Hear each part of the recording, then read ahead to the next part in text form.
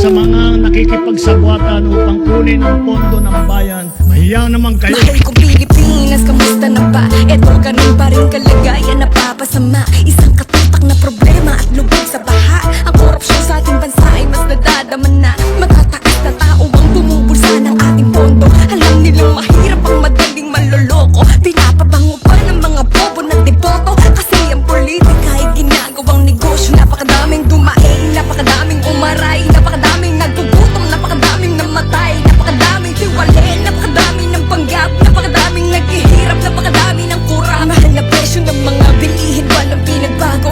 Sa sobrang taas na lulunod ng mga tao, isaya sa dahilan kung bakit tayo hikahos. Kumayod na sa trabaho, lagi pa rin kinakapos. Mag-eleksyon, kilala ka pag umupo na limot.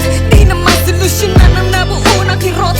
Kasi yung kaban ng bayan ay palagi simot. Tapos magbabalita ang may mamahaling chikot. Nagnanakaw para lang sa sariling kapakanan. Mga taong nasa laylayan ng walang karapatan, na lumaban para sa kinabukasan ng bansa. At tayo mga Pilipino, hindi tayo alkansya. Tayo mga Pilipino, hindi tayo alkansya. Kung tutuusin, hindi lang naman kaming mga kontraktor ang nakikinabang dito. Marami din sa inyo, mga politiko, ang nagpapataba ng bulsa sa pangungurakot. Ang totoo, may hati-hati yan mula sa pinakamataas hanggang sa mga nasa gilid ng sistema. Huwag nyo kaming gawing panakiputas kasi kung babalikan ang lahat ng transaksyon, makikita ninyong mas malaki pa ang napupunta sa inyo kaysa sa amin. Kamusta Pilipinas? Ayos ka lang ba? Sa nangyayari sa bansang sobrang nakakasuka. Mga proyektong di mabilang kabi-kabila. Tapos ang pondo ng proyekto kinakanila. Wala silang pakialam kahit maghirap pa dyan. Silang mga nakabarong na puros kawatan. Milyon-bilyon ng kinurakot sa ating bansa. Kada proyekto porsyentado ang putang ina.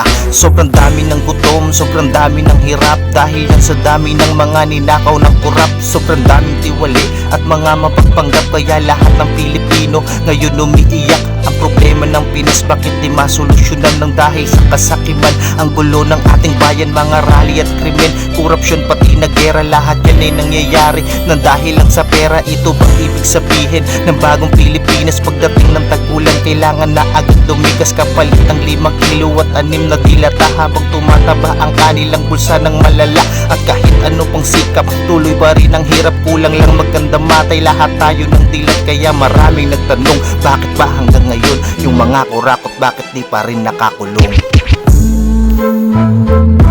Tayo mga Pilipino, hindi tayo alkansya. Tayo mga Pilipino, hindi tayo alkansya.